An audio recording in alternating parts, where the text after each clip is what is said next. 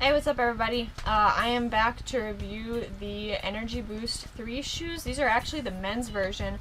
I got these because I thought that they were prettier than the girls' versions. Like the girls only have like black, all white, and like a bright ass pink color. And I didn't like those. I think these are way more sophisticated and elegant than those are. I'm about to sneeze. Just kidding, it went away. Anyway, so I got these in a men's 7.5. I usually wear a women's 9. I know the size chart. The size chart says there's only a one size difference. However, I work for Adidas as a product specialist. I'm contracted out, but like if you go on their site and you click, I want to chat with an expert. I'm one of those people that helps you. And in my past experience, I have found that you have to go 1.5 sizes down, and that's mostly the case. I guess it must be mainly with original shoes,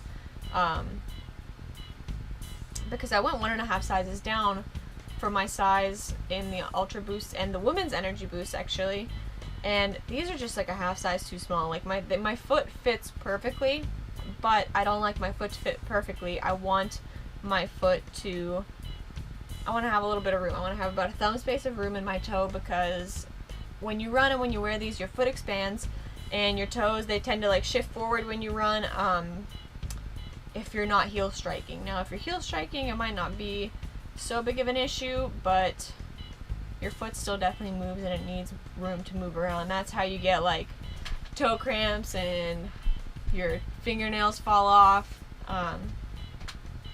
toenails. Like if your feet and your toes are just jammed up in there all the time, like that's how your toes fall off.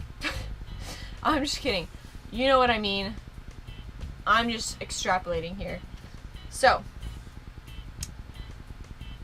this is my second pair of Energy Boosts. I had the 2s, these are the 3s. Some differences. Ooh, let me get mine. Excuse the fact that my 2s have turned to basically work shoes. Since the time that I've gotten them, and like I've worn them out, they are no longer sufficient for running, for training, for sprinting. Now I just wear them to just dink around in, like yard work and whatever needs to be done. So, one of the major differences from the 2 to the 3, they both have a Tech Fit upper. Excuse the fact that these are so filthy. They're kind of a tan color to begin with, kind of looks like dirt, whatever, I like them. Still comfortable. These, the old ones, the upper is a little more stretchy on the old ones. On the new ones, the upper is a little bit more, it's like a little more structured. They have some reinforcement with some, like rubbery type of material that is meant to, it's kind of like rubbery and elasticy, like this darker part here and here. Sorry if my hand's in the way. That's just a little bit more of reinforcement to just kind of keep it together. They do have reinforcement in the toe box, which means that you can use these shoes for sprinting. They're really great. These are probably the most versatile shoe that Adidas makes.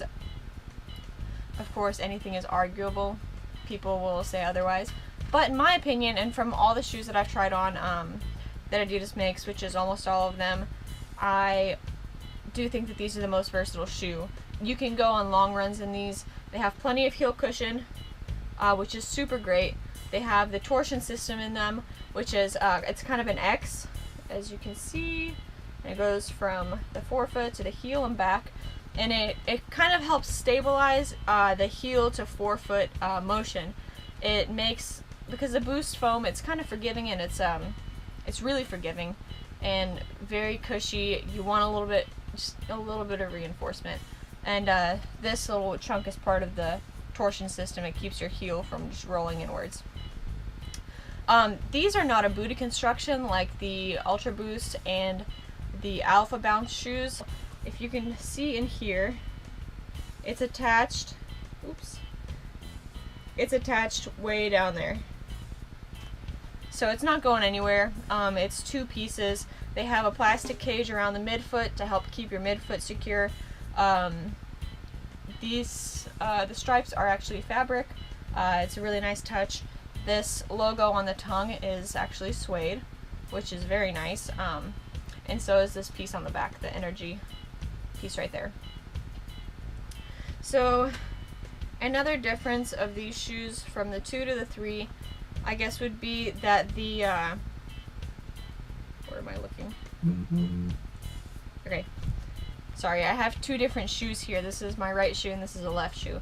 Okay, so as you can see, the box, the plastic heel cage, heel and midfoot cage, is pretty intense on this one. It goes from the stripes on your midfoot, it goes to this little transition piece, and then it's got a whole heel cage as well.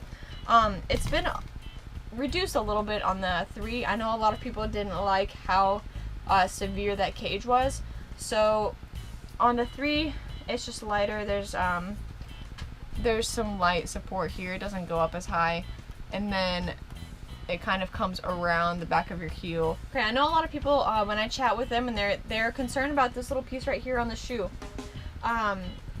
They think that it's going to rub their Achilles. They think that it's going to go up too high. It's going to irritate their foot. It actually has little to no impact on the shoe feel. It goes back really easily. Like, I'm not trying very hard at all. It's meant to cushion your Achilles, and it's just a great pull tab for when you're pulling your shoe on more than anything. And the heel box is very forgiving to your Achilles. It offers a really nice natural movement, as opposed to some of the shoes in the past that that would just, you know, hold your heel in place too much, and then they would rub on your Achilles, and nobody wants that. That's a pretty integral part of your leg and foot.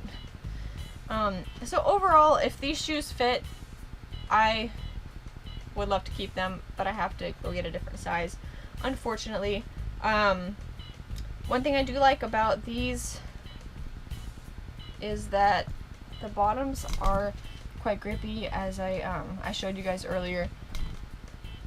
Okay, here's 2 bottoms. This one is for my old shoe. Sorry if it's gross. And it's pretty worn down. Like, I wore these for just about a year of track and field training, which is 5 days a week, about 3 hours a day out on the track and in the weight room and what have you. And, you know, I'll wear them between that as well. And so, I mean, considering that, they're doing really well. These are actually the ATR version.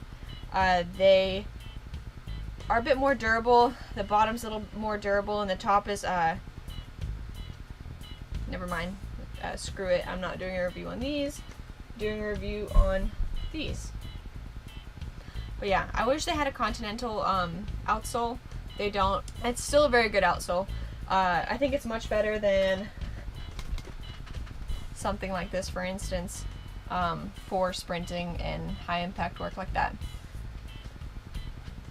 So if you're looking for a new shoe for track and field, or if you're going to be doing sprints or high intensity training, these are an amazing option.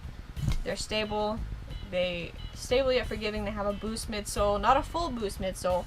You can see there's some black that comes around here that it doesn't go all the way to the toe.